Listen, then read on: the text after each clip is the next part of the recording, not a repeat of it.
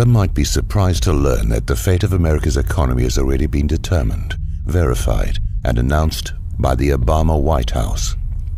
Yet, it has received scant attention from the corporate media. In 2011, economist Kyle Bass interviewed a senior member of the Obama administration about its planned solutions for fixing the U.S. economy and trade deficit. Among the questions he asked was about the U.S. exports and wages, but the question itself was not nearly as important as the response he received from this senior administration official. In fact, this single 7-word response clarifies everything, explains everything, and leaves little else to discuss. We're just going to kill the dollar.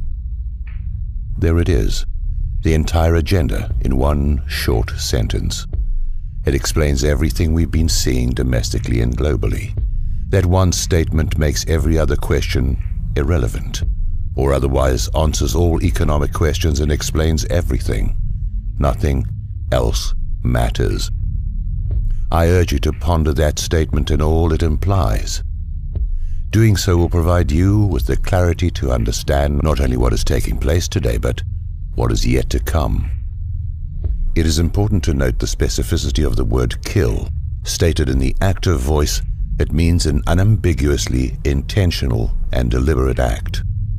The murder of our national currency, the United States dollar, is the ultimate agenda to be implemented under Obama. To kill our national currency will subvert the United States and destroy it from within. This begs a number of questions, including what type of Americans would actually have as their objective the destruction of our national currency. To whom do they hold their allegiance, if not to the American people, whose life's work as well as the toil of our ancestors is represented in the form of wealth held in US dollars? Does this make any sense to us as Americans? The answer is, of course, no. By its very definition, to kill our national currency is an act of high treason by those engaged in this activity. It undermines the very sovereignty and survival of our nation and will have a life-changing impact on every citizen in the U.S. It will also impact every nation and the people of every nation on the planet, as the US dollar is presently the world's reserve currency. It is an act that should result in the filing of criminal charges against the conspirators, a trial of their peers, and if convicted, a death sentence. It's that serious.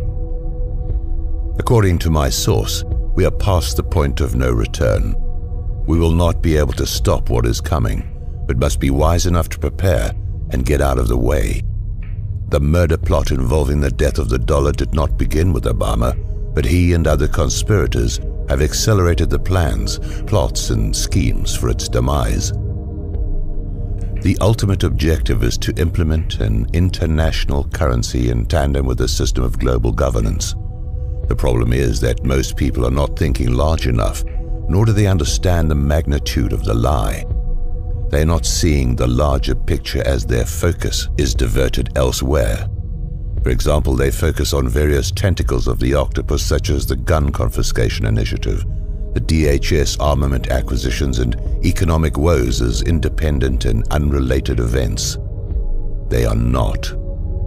Meanwhile, others continue to adhere to or even perpetuate the dual-party meme of governance, holding dearly to the notion that there is a practical difference between the Republican and Democratic parties. Have we not seen sufficient evidence that they are now of one party acting in concert with each other? They cannot see the collusion and backroom deals and continue to hope that the next election will finally change the unchangeable continuity of agenda.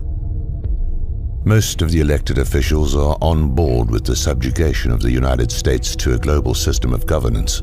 Some are actively facilitating this agenda, while others are making nominal objections on the stage of political theater, whilst hoping to earn a seat at the global table.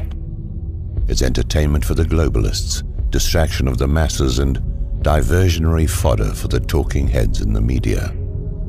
America has become a captured operation, captured from within. Think of the Vichy French internal collaboration with the enemy, or softening the ground for a full takeover from within. The takeover of America has already happened. The collaborators have already been installed, and we are now on a path to complete subjugation of a larger global system of governance. If you continue to doubt this, how else would you explain the numerous examples of our dual-party governmental acquiescence of self-destruction? Those who are pleased about the new record-setting stock market highs and various other manipulated statistics that indicate our economy is improving will be the most vocal critics of this report, and who will attempt to discredit the validity of the information offered here. The more intellectually astute will look beyond the statistics offered for mass consumption, not only to identify the deliberately manipulated data, but to understand what is actually driving these false hopes, figures, and data. It is a magic show, and many are still captivated by the magician's many diversions, failing to realize that we are engaged in a global war, while being simultaneously hobbled by enemy infiltrators from within. One reason we are seeing new stock market highs is the rush to the dollar from other currencies, especially in the Eurozone. Another reason is the monetization of our debt by the Federal Reserve, despite the previous denials of Ben Bernanke and others. Simply put, the plan by the globalists, or the central bankers and those behind them, is to create this rush to the US dollar like passengers from a sinking ship to lifeboats. Once the lifeboats are filled to capacity, they will be sunk, and the United States dollar will be completely worthless. As in such a scenario, many will not make it. Many will die from what is coming. The level of evil behind this plan is incomprehensible to the normal human mind. We are at war with Russia. After removing Gaddafi from power in Libya, the Obama-Clinton Black Ops plan was immediately put into action. Benghazi was a logistics hub for arming the anti-Assad terrorists by our own State Department, covert operatives who were shipping millions of tons of weapons to Syria via Turkey and other staging areas. Russia was aware of our actions, and through the attack at the CIA Operations Center in Benghazi by proxy forces, exposed this operation to the world while putting a stop to this operation. It seems that everyone except the Western media reported what had taken place. The dirty little secret which explains why we have not been told the truth about Benghazi is quite simple.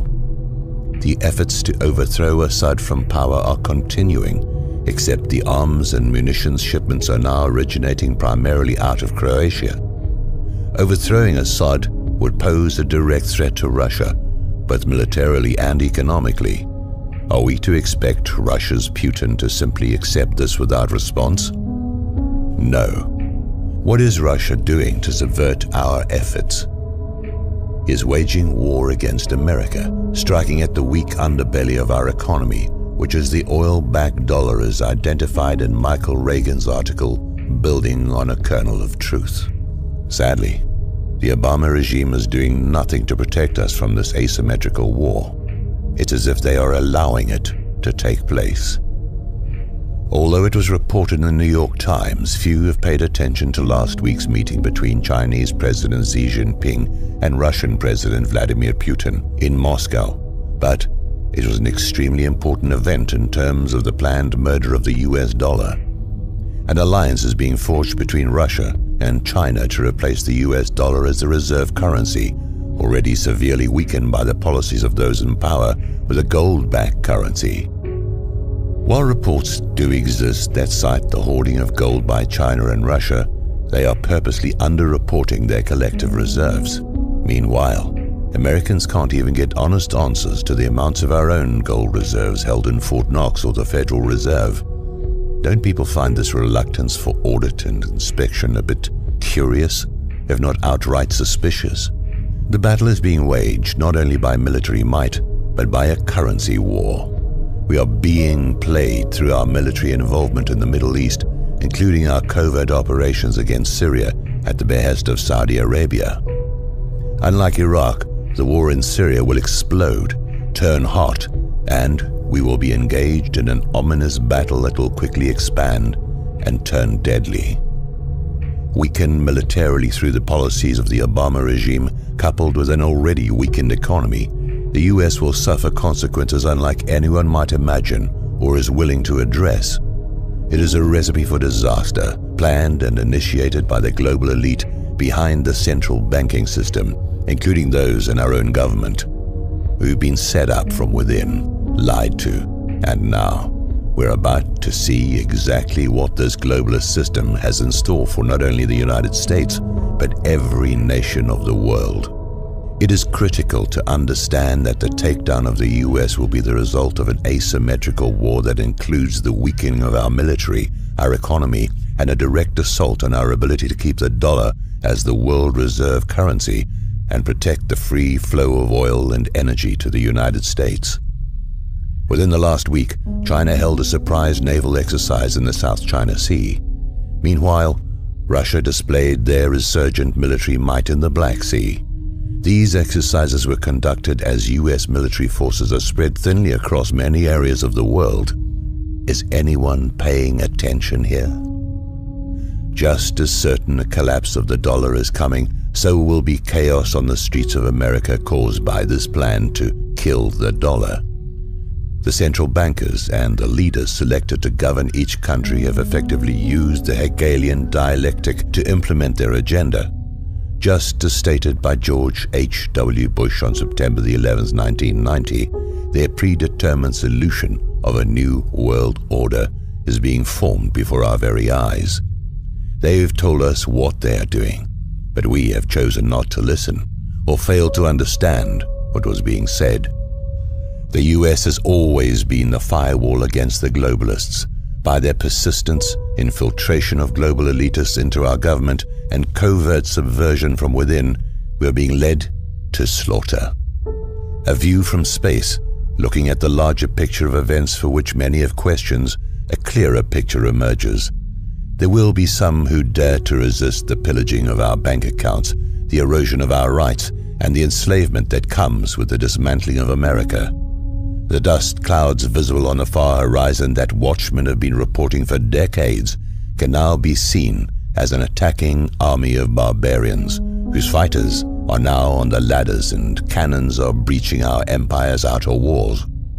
Who knows how long the inner walls of our empire will survive the next wave of their coming attack. Perhaps Ernest Hemingway said it best in referencing John Donne from his novel of the same name. And therefore, never send to know for whom the bell tolls. It tolls for thee.